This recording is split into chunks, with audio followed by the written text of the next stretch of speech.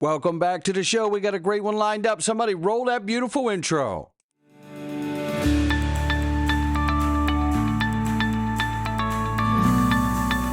Digital Perspectives with Brad Kimes. Come on in.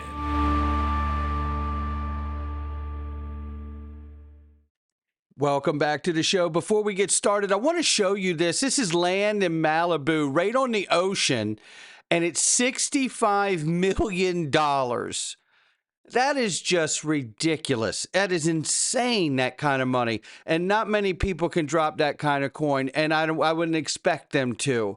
But I tell you what you can do. You can go to the Gulf of America, XRP.com. You could go there and you could get a property for a fraction of the cost because it's in Florida, in some of the best beaches in the world, in the continental United States. Listen, the Panhandle there and Destin and Santa Rosa, that entire area there, 30A, that entire area has some of the most finest beaches in the world.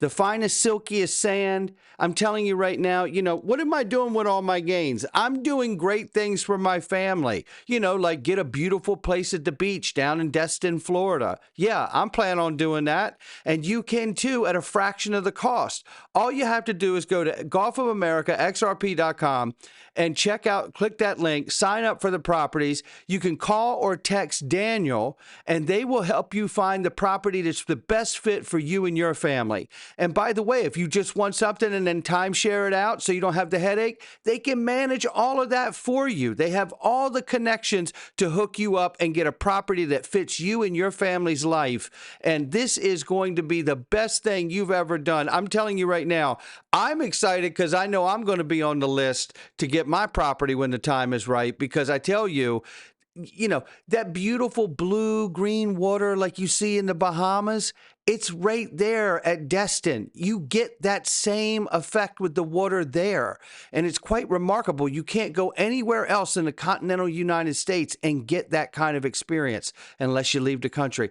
It's remarkable. So check it out. Look, Florida, no income taxes. And listen, this real estate outfit, they can help you find property wherever you want it. So reach out, ask for Daniel, text or call, and you will get started today. And people are already doing it. So make sure you check it out. Let's get started right here.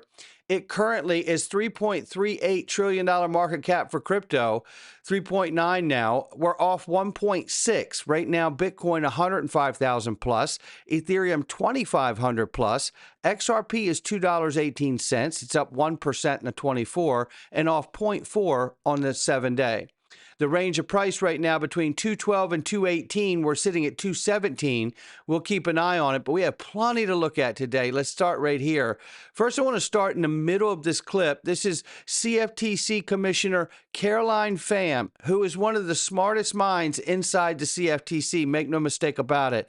Listen to this as she talks about Uberizing crypto to enhance market efficiency and prevent fraud, which I find to be a really incredible statement, the way she uses Uberizing. What did Uber do? They democratized the taxi industry, right? So we're getting ready to see a democratization of finance and payments and preventing fraud, right? A democratization in that. And one of the things I said on my panel is that when something becomes so big, so accepted, so part of our lives, you can't really take it away then.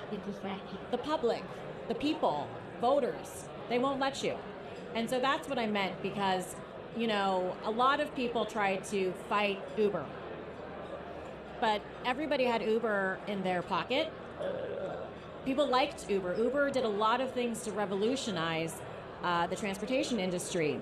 And so even when people tried to ban Uber, they couldn't. And so that's what I think is actually, if you want to talk about how do we make sure that crypto never gets unfairly criminalized as just a concept, as a technology. I'm not talking about, again, fraud. Fraud is always illegal. Those are criminals that deserve to be caught and punished and held accountable. So that's not what I'm talking about. I'm talking about just as a concept or as a technology, trying to criminalize it. The way that you do that is by bringing it to the people, and the people will speak, and voters speak. No question about it. And that's exactly what we're seeing, a 180-degree turn in the position from this administration versus the previous one to embrace crypto. Now listen to this. This is a CFTC chair, Commissioner Pham, again, just stated that all major banks will accelerate services related to Bitcoin and cryptocurrencies. Take a listen. Prohibited banks from engaging in digital asset activities without getting a letter of non-objection from the bank regulators. The infamous SAB 121, which I think the SEC forgot that banks are public companies and that banks custody things.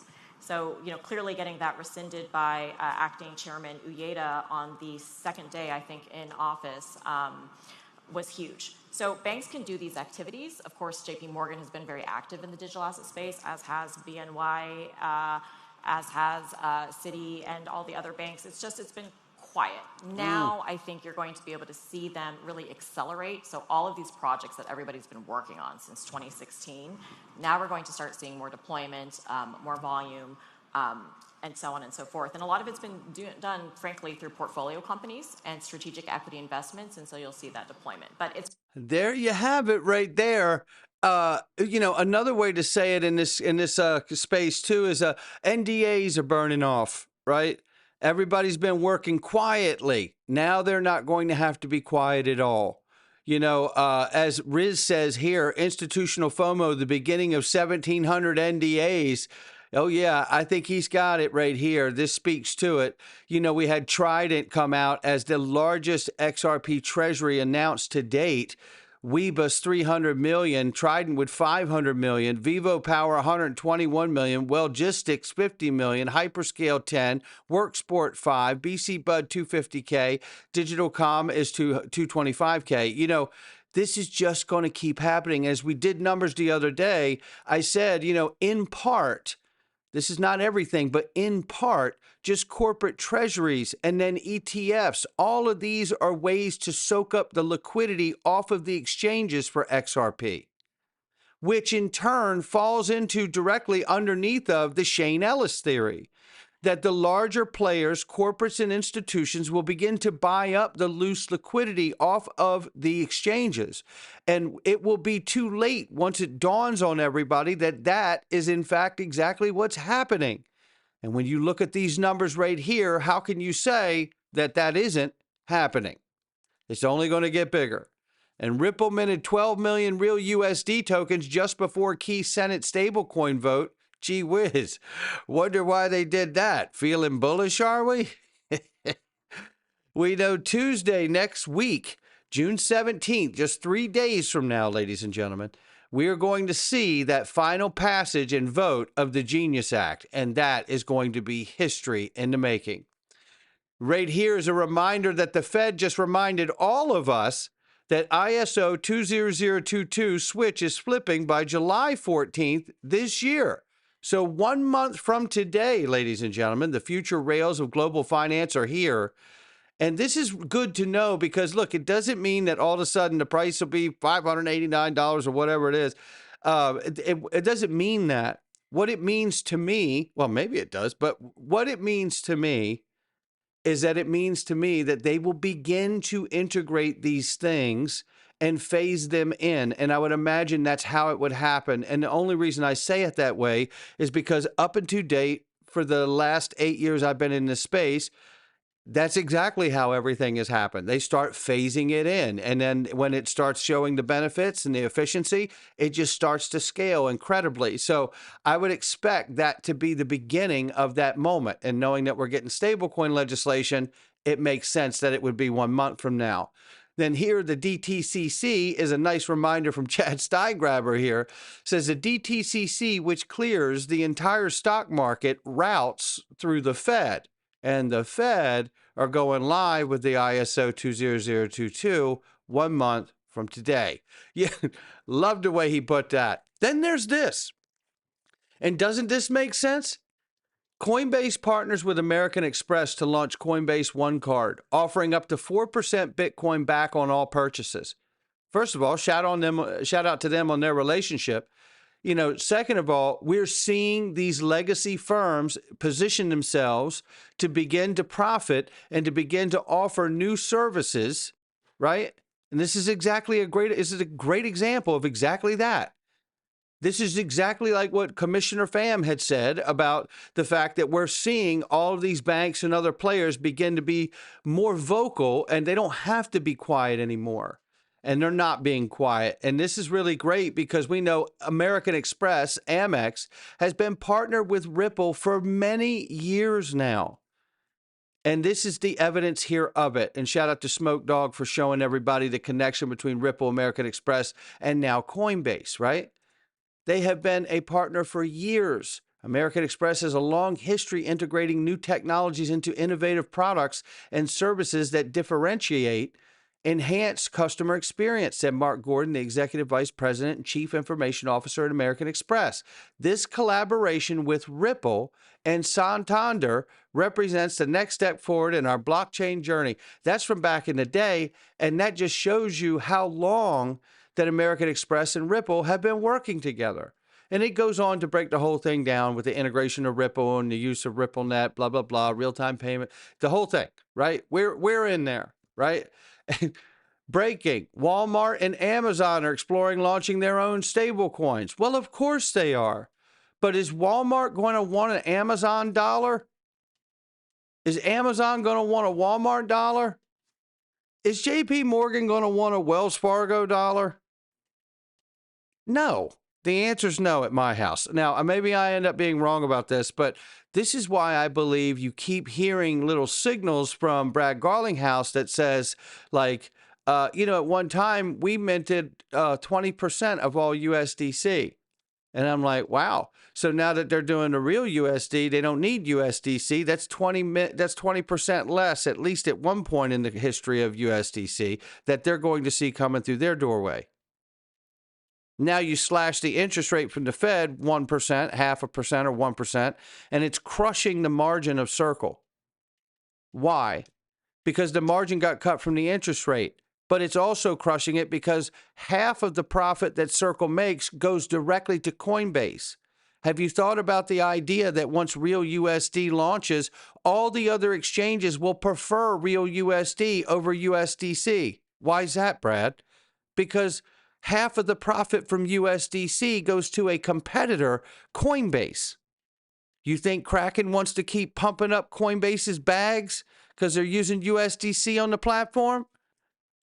You think all the other exchanges want to do that too? Of course not. It'd be in their best interest to use something other than USDC.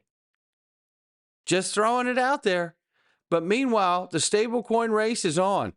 And I showed everybody this yesterday as a reminder that Kendra Hill was an pseudonymous profile out here that seemed to have a lot of information. They hinted around a lot of things like partnerships with Amazon and how the world will be talking about XRP once they hear about the Amazon partnership.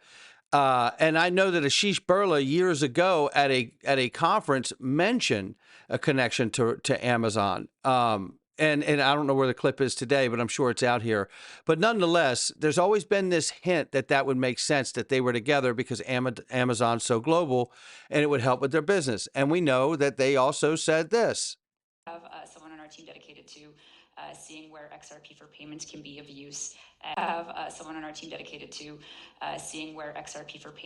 of use.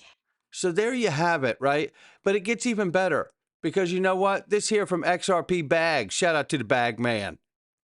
He said before Kendra Hill, Bag Man fire. Yeah.